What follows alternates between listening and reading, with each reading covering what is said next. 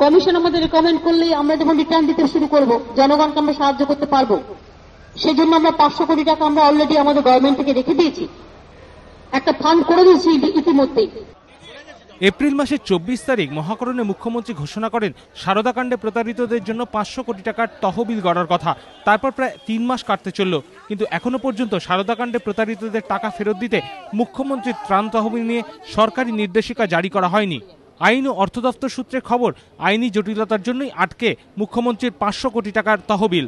সূত্রের খবর, আইন ও অর্থ দপ্তরের তরফে বলা হয়, এভাবে মুখ্যমন্ত্রীর ত্রাণ তহবিলের অর্থ ব্যবহার করা যায় না।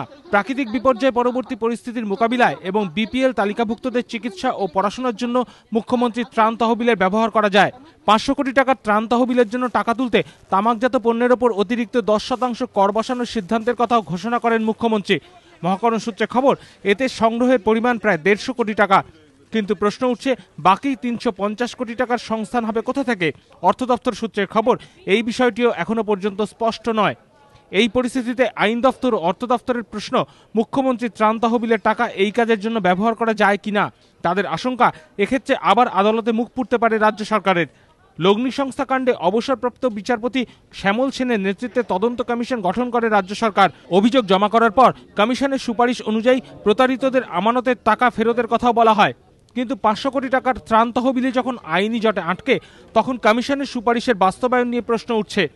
সুমন ঘড়াই, এবিপি আনন্দ, কলকাতা।